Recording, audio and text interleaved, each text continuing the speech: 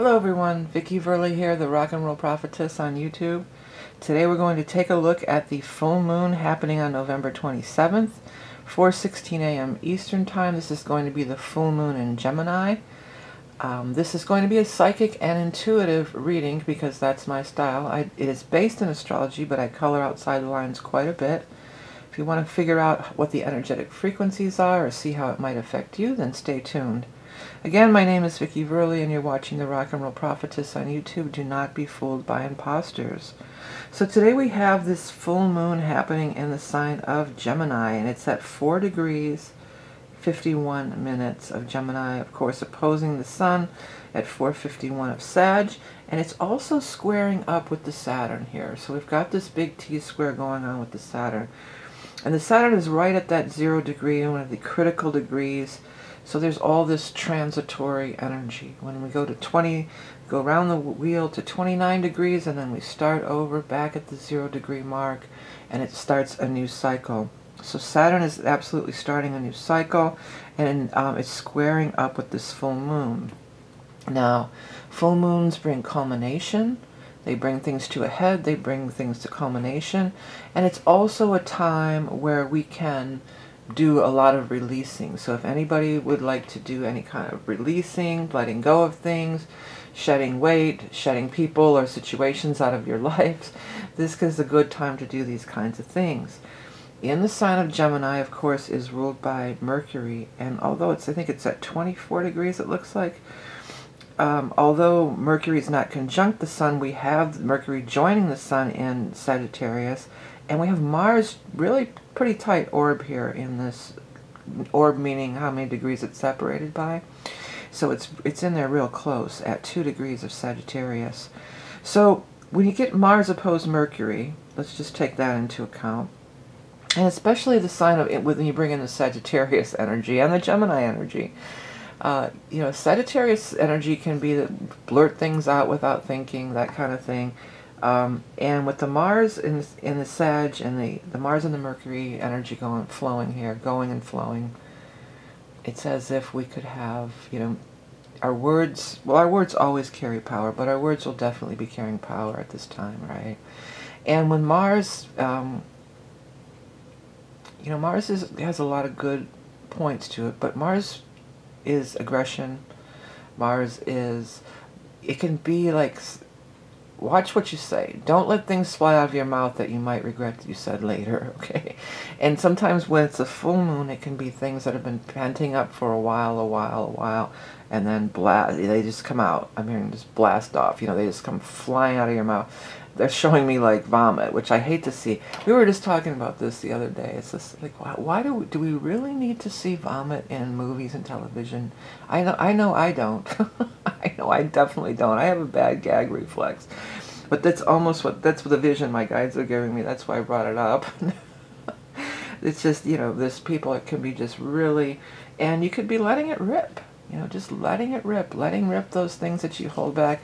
Maybe you want to hold your tongue a little. I mean, of course there's things that have to be said, but maybe this isn't the time when always when you're in a state of anger or getting all riled up. That's not the time to, you know, have these kind of discussions.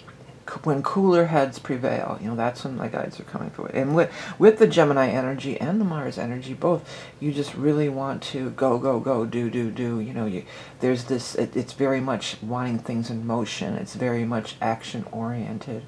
So there can be that, there definitely is that urge to do things. And you can get a lot done under these circumstances, but watch out for carelessness, too. I'm feeling like just carelessness, because if you're speeding through something, you could make a silly error. But then, you know, a silly error that can turn into a big thing over here with the Saturn. You know, you might make a silly, maybe what they're showing me is like a tome, you know, some big book that's getting edited or something. And maybe you accidentally find and replaced something, and it's throughout the whole text.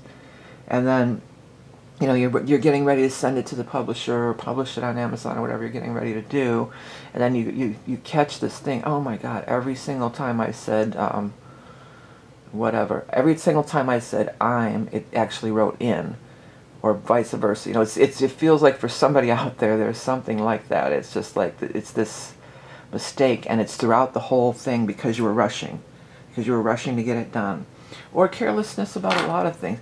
With the Saturn involvement, you know, being careless in the moment, and without thinking, going too quickly, rushing, and being a little careless, could, you know, end up being this bigger burden on yourself, this bigger thing that you're going to have to, you know, then, for instance, in the example, then you're going to have to go, I mean, I guess you could find and replace and fix it again, but it feels like it's not going to be that easy to fix. It feels like you get this whole thing done and something's off, or if it's somebody out there's doing some kind of mathematical something, and you moved a decimal point, or, you know, something crazy like that, and it's just, you're almost to the home stretch, but because you rushed through it, oh, I got it done, and it's like, oh, are you kidding me? I'm going to have to go back and change and fix that whole thing. And to me, it's feeling like this might be a message just for somebody specifically out there, and I hope you do get a message watching this video, but it just feels like, oh, are you kidding me? I'm going to have to go back and to square one, or, you know, start all over to get it right. Because with the Saturn involvement, we want to get it right, because this is going to be the long-standing thing. You know, you're going to publish this book or whatever, it's going to be out there forever. Or you're going to turn in, maybe it's somebody doing like a term paper or some kind of thing like that, you know. So I keep getting like it's something that you've really slaved over or something for a long time, and yeah, you're just whipping along and it's just going great, and then, oh no, you're kidding me? I got to start over again because of some silly mistake. Or, you know, maybe long-term relationships, long-term friendships with the Saturn energy, and it's just like, oh, I shouldn't have said that. You know, the guide said, don't put your foot in your mouth. You know, be careful what you say. Stop and think. You know, on the upside, though, your mind could really be clicking along here. You could have, you know, with the Sagittarius energy, because the Gemini energy can be that monkey mind. It's more of a, well, not a condensed version, but it's not as, you know, the Sagittarius energy is more expansive. You know, it's more expansive, it's more far-reaching. It is higher knowledge. It's spiritual quests, these kinds of things. So there can be this influx where these two things meet and there's a connection. There can be this influx, or this connection can be forged or awakened to where the lower mind, or the monkey mind, you get this big download from the higher source, from the higher connection, from your higher mind, from your oversoul. You know, there's many terms that you could go by, but you can get that connection, and you can get that download. So there's always a positive and a negative way to use it, and it's never positive or negative, really. That's the way I feel about it. I was thinking, you know, with this, so the moon is at 4, sun at 4, Mars at 2, Ceres at 2, so that's bringing in that abundance. You know, it can really bring in this abundance. Saturn at 0, it's a T-square, but the other end of it's going to be over here. So if you have anything in low degrees of Virgo and mutable, so it could be a mutable cross activating in your chart. I know this is a little bit more astrology than, and I'm not going to go too deep, but anybody out there has, you know, this something from maybe 0 to 5 or 6 degrees of Virgo. I do. I'm a Uranus is there, I think. You know, it could really be, you know, affecting you. When I said that, I was hearing the, is there anybody out there? What is that? Just not if you can hear me.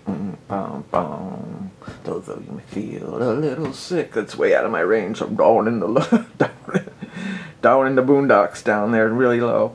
I think that's a Pink Floyd song. Well, no season of receiving, no ships go on the horizon. I turn to look at it was comfortably numb. That's comfortably numb. Well, this is not much of an energy, I don't think, of becoming comfortably numb. I think it's going to be a lot of very mind active, all this kind of thing. Maybe you need to take, some people maybe need to take a step back and get into a little bit of comfortably numb energy to kind of, you know, counterbalance all this mental chatter and things. But I think the Saturn energy kind of brings that in. You know, the other thing that's going on here is we have what's catching my eye right now is we got this Pluto node square still happening. That's an ongoing thing. We've been talking about it, but look at the Venus. The Venus is in, let's get a darker color for the thing here. I don't know why it's so turned kind of side, my toolbox is sideways here. How's that? Yeah, that'll be a good one. You know, we have this Venus South node conjunction over here. That's intense. And it's funny, this just came up, something similar about this came up in a private reading I was doing just today, actually, earlier today. And I think this is a message for the collective too. You know, when the Venus comes in the South Node, it can be an actual person coming in from a love, because Venus is love. You know, you might be running into an old lover or an old heart connection person. That could happen, you know, for people. But you got to look at the other end of it too. If that's the case, you know, the North Node is closing in with this Chiron. So if something like that, well, I would say, not in every case, you know, that not just if it's only a past love, in whatever it ends up being, that the Chiron being involved is going to bring in, you know, we're doing some heavy duty healing here. We're doing some heavy duty self work and things like that. Something that needs to be healed could pop back up again. So the Venus in the South Node here, you know, could be love from the past. Particularly, it's at 24 and 21 degrees of Libra. So particularly if you have something there, but it's also, you know, it can just be energetically. It doesn't necessarily mean that you're going to run into them or see them, but they just might kind of flow through your, you know, or even, you know, social media. It's, you know, it can just be coming up in your mind and coming up in your senses. And what's coming up, it's because these are things that need to be healed. And when these come up, rather than reverting back to your old emotional state that when it happened, you know, because that can be a thing too, especially if it was a painful memory of a love from the past, you know. I mean, well, obviously, if it's in the past, you broke up or something happened, right? You're not together anymore for whatever reason. You know, the Venus in the past there, it can be like, it can be painful, but it's meant to show you how far you've come. That's what I'm getting to, okay?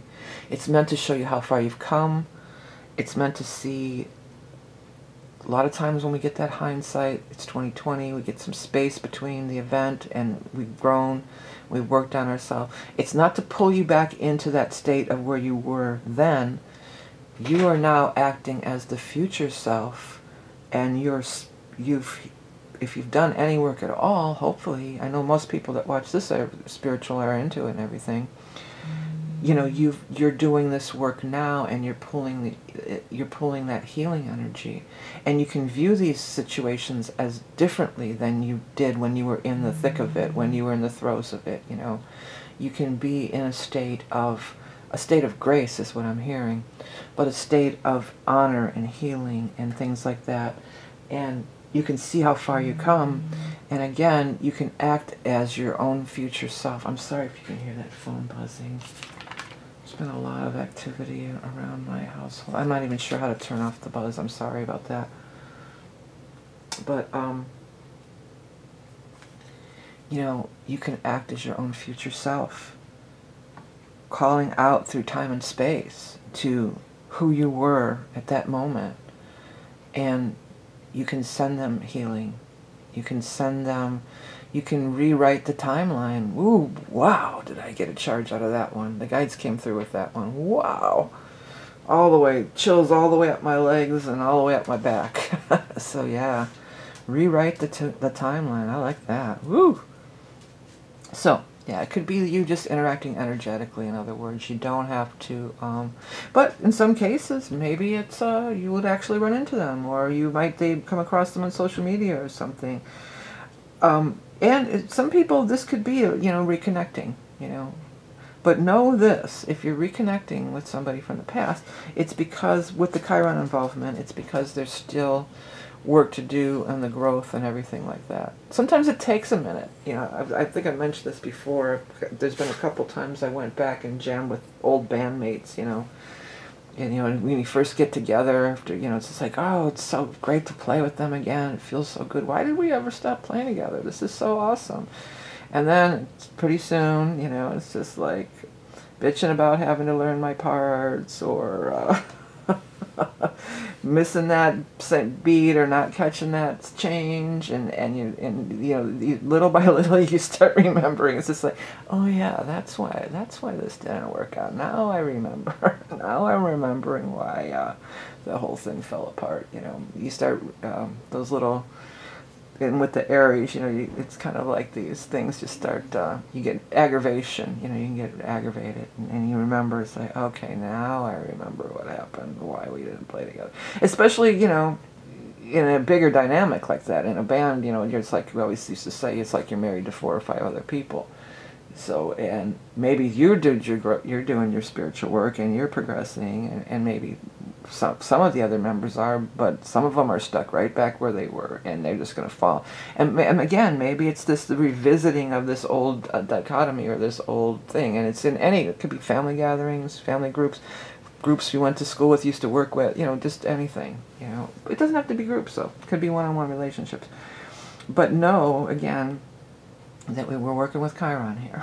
So it might seem all, and it's not to avoid it, you know, it's always good to see old faces and how have you been and all this stuff. There's going to be a lot of that going around. The other thing is, though, I need to pick this up and make it turn sideways. There, thank you very much. Thank you very much. Okay, let's see here. The other thing I was going to say about this, though, the Venus is not only relation. I mean, we think of it primarily as relationship, sure, because the Venus is love and all that stuff. But the Venus is also what we love. Venus is creativity. You know, Venus is a lot of things. So this is the part that I was mentioned in a reading earlier. It can be like, you know, why did I stop doing that? You might find this creative outlet, or this thing you love. It doesn't have to be a creative outlet. It's just something you love doing or you really enjoy, that can take you, that you did in the past with the South Node. It might have been, and with the Libra energy being involved, you know, it may be we did with somebody else. You know, we used to go on bike rides all the time. Why do we stop doing that? And then when you're thinking about doing it, it's always just like, oh, I got to get the bike out of the garage. I got to make sure the tires have air. I got to do this and that, blah, blah, blah. But then once you actually go do it, it's just like, oh man, I love this. Why did I ever stop doing this? Or with the Venus, you know, it could be the art, or, you know, something creative for sure, you know.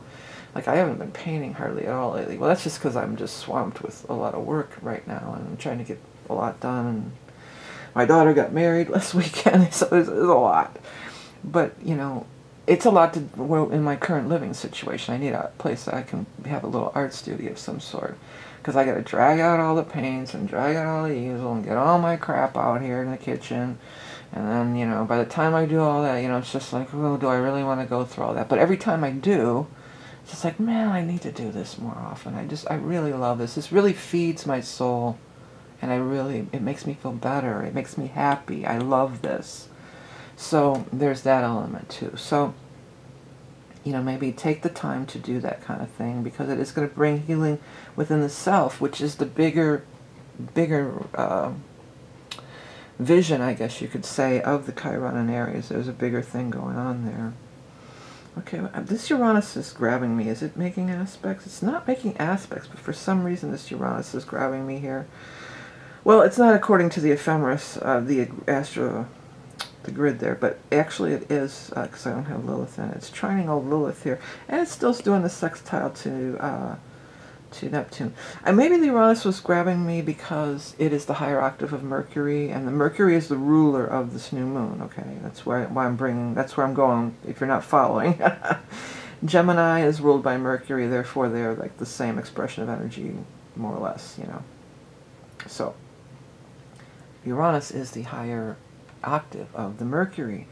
So that's just really grabbing my attention. And, you know, Sag has that element too, because it's sort of the higher, not the higher octave, but the higher expression of it, you know. So we're getting into, you know, moving it from just being in the Gemini state of mind, the monkey mind, to the wider expression. But, you know, there could be a lot of creativity.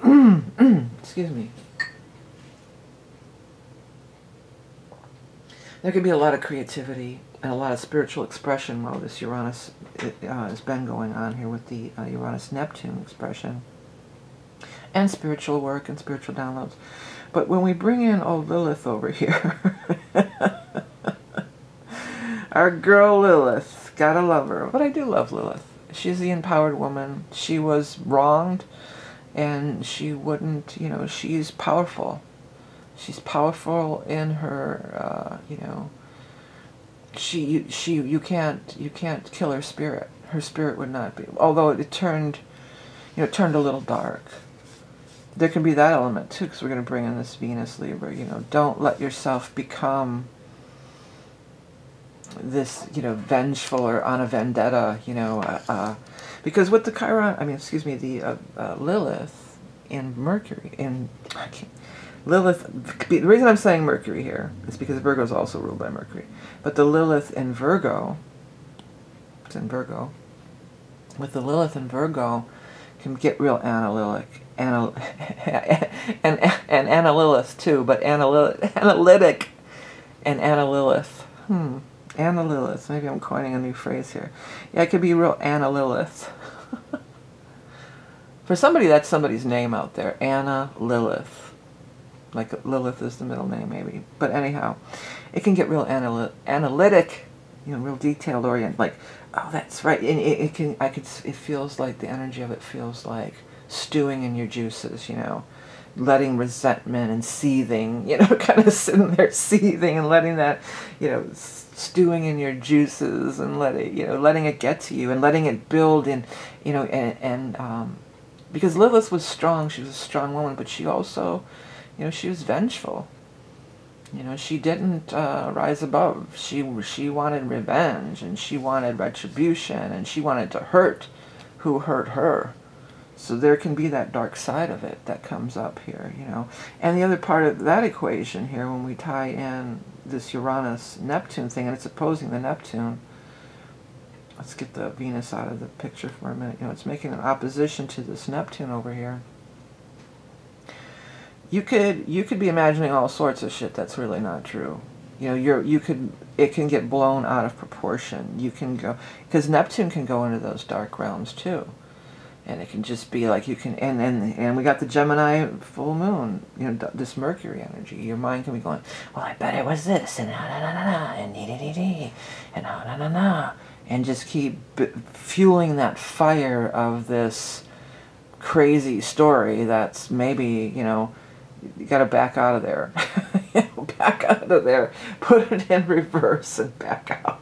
And be like, do your Byron Katie work. Is it true? Is it really true? So, watch for that tendency. But through that, it doesn't have to be all deep and dark. Through this deep analysis, or this deep, really looking into it really deeply here with the Lilith and Virgo energy, with the Uranus, there can be some great enlightenment, some big aha moments, and with all the cluster in the Sagittarius too.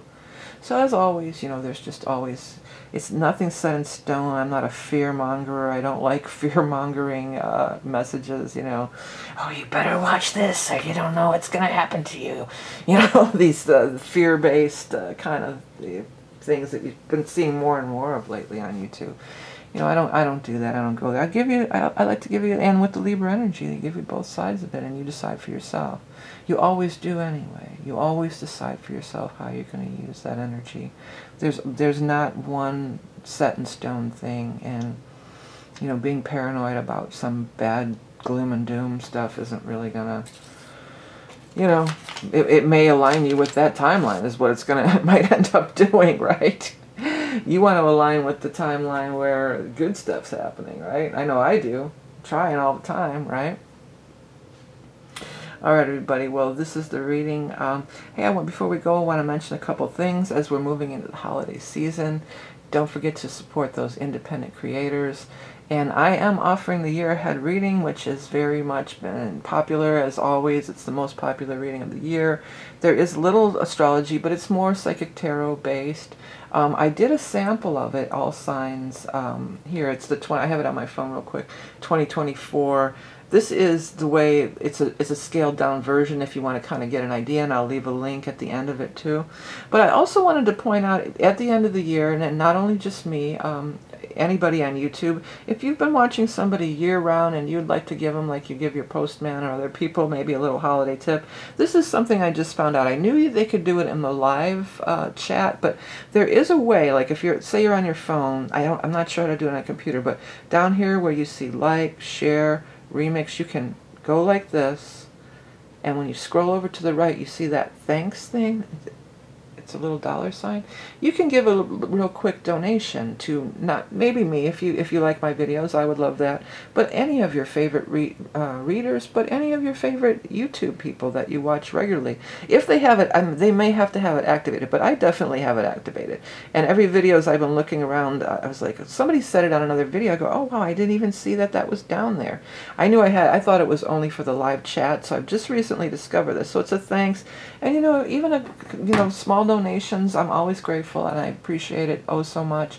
And I appreciate all your likes and shares and subscribes. Oh, and another thing I wanted to mention, by the way, on my website, I have PayPal buttons to order readings on the reading section, and other things that I offer. I'm also an independent creator. I have decks and T-shirts, and you can find links to all that. But with the readings and that, I always have gone through PayPal, and I do have PayPal buttons on there. But I also have Venmo, and I also accept payments through Zelle or Zelly, Z-E-L-L-E. I'm not sure how to pronounce it, but I've signed up for that too. So if people don't like to use PayPal sometimes, although you can just use a credit card and you don't have to use the PayPal necessarily. But I've had people say in the past that they don't want to use PayPal, this or that. So I do have a Venmo account, and I do have a Zelle or Zelly account, Z-E-L-L-E, which is just a straight bank transfer through them, which was actually, I'm kind of preferring that. I'm going to check in and see if they have buttons, and I may just switch through them altogether. But if you wanted to do that, you won't find the button on my website. But if you email me, if you prefer these alternative payment methods to order your year ahead or any other reading, you can email me, and I can tell you real quickly how to do it, and we can set it up. It's very easy, and we can set it up real quickly. So, again, thank you so much for tuning in. I appreciate all your love and support throughout the years. Remember that you are love and beauty incarnate. Have the best full moon ever, and we'll talk again soon.